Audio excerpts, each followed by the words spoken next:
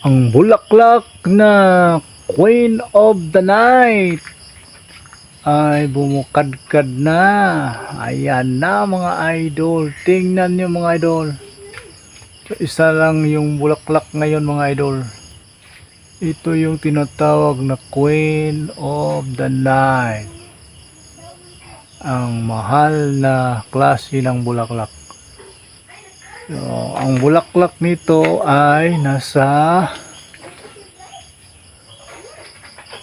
dahon lang. Ayan.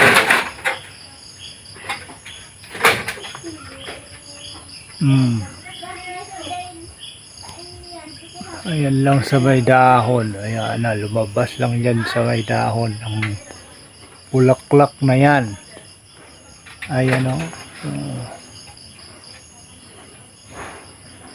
Isang bisis lang to bumukadkad mga idol. At kinabukasan ay magsasara na ito hanggang sa malanta na siya. So dati maraming dito Queen of the Night. Yung iba ay hiningi, tsaka yung iba ay nilipat na. So muntika na itong mamatay mga idol. Buti na lang umuulan. Ayan o. Ayan yung sanga niya. Ito yung sanga niya. Ayan o. Muntik nang tingnan nyo. Muntik nang mamatay. Ayan. Magkaroon na ng sanga. Mayroon ng sanga dyan. Dito yung puno niya mga idol. Ayan o.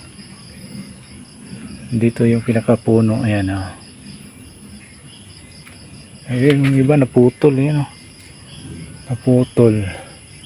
Ito yung mga dahon niya o.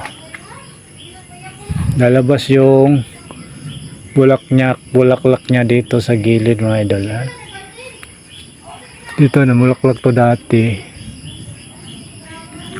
Ayan lang yung bulaklak. Isa lang ang bulaklak na lumabas ngayon.